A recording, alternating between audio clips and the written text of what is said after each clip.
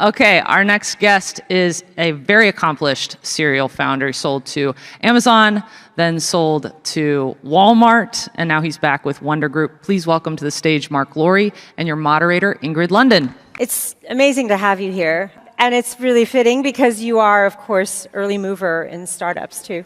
And you've, of course, had exits. You've sold a company to Amazon, you've sold a company to Walmart. Now you're working on something completely different. So it is called Wonder. You told me it was actually food tech. Why don't you talk to me a little bit about what you're doing with Wonder? Sure. Yeah. So we aspire to be the go-to solution anytime you want to eat a meal. At our core, in our DNA, is culinary engineering and food science. So we've invested hundreds of millions of dollars over the last 4 years to be able to cook great food across every cuisine really fast with the push of a button in a real oven, not a microwave. Everything from steak to burgers, pizza, Chinese, Japanese, Middle Eastern, Italian. So we've engineered all these meals, which allows us to sell it at a more attractive price. That's our sort of flagship business that we lead with, but we've got a B2B business where you can find, this equipment and food available in stadiums, in golf clubs, in marinas, hotels. We're launching in early next year 30 restaurants in a 3,500 square feet. And I know people often think like it can't taste like it does in the restaurant if you're just pushing a button. And it can, and that's the innovation. We have relationships with lots of chefs, Bobby Flay, Jose Andres, Marcus Salmonson, Nancy Silverton, all these chefs, and we strike a deal where we sort of buy their menu and their name and rights to bring these restaurants to these different venues. I want to go back a little to one of your previous startups, the one you did just before this one, which was Jet. Do you feel like if you hadn't sold, you would have been able to kind of pursue that and grow it bigger and made it into a $10 billion company instead of a $3 billion? I mean, you always think about that, but I think about that more with diapers.com than I do Jet. With Jet, that was basically the market had grown tremendously, so it was very easy to get sales quickly because the market was so big. So, we got to $1 billion in sales in 10 months after launch. That never would have been able to happen and didn't happen with diapers.com. But yet, at diapers.com, I think we had a better strategy. With Walmart, felt like we had a vision to compete with Amazon and be a formidable, number 2 player in that market. We had the potential to get there faster. We had capital. We had the whole Walmart machine behind. And that's why I actually made the decision to shut it down. Because it didn't make sense to be investing in both brands. But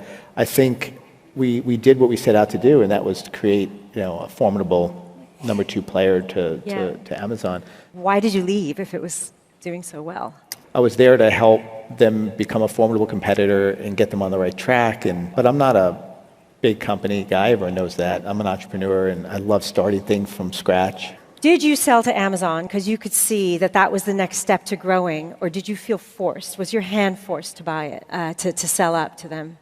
Yeah, with Walmart, I think we were happy to sell. We saw that as a way to accelerate our vision. Right. So I always like to say we sold, but we didn't sell out. And that was inspiring, that motivated us. And as a team, we're excited by that challenge.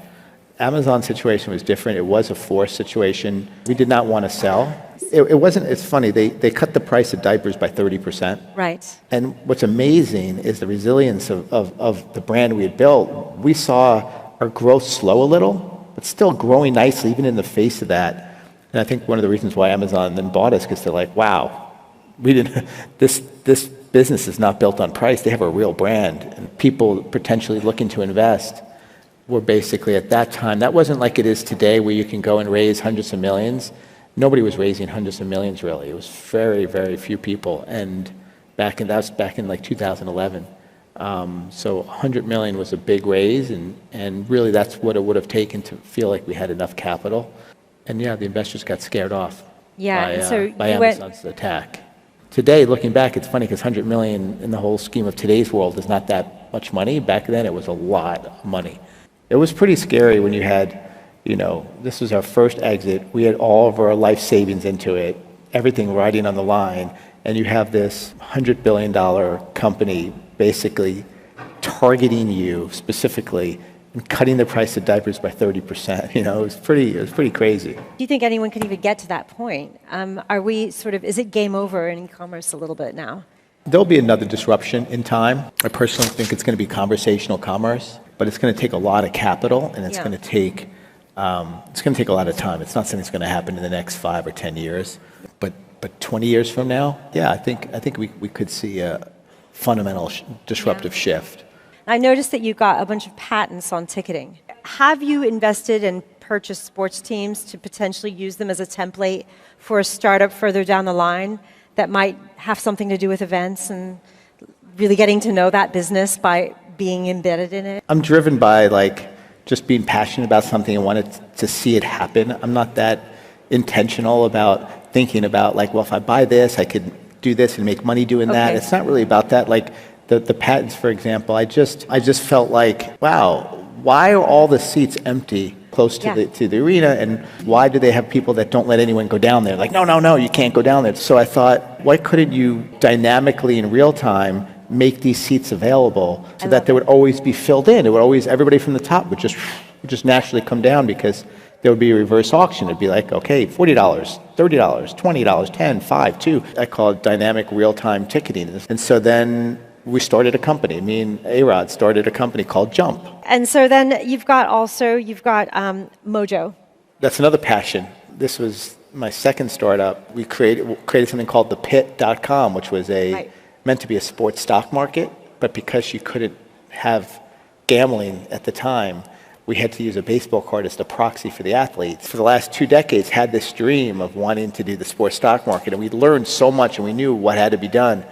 And it wasn't until now that the gambling laws are allowing people to create it, that through gambling, with Mojo, you could actually make a bet on the career of a player. Right.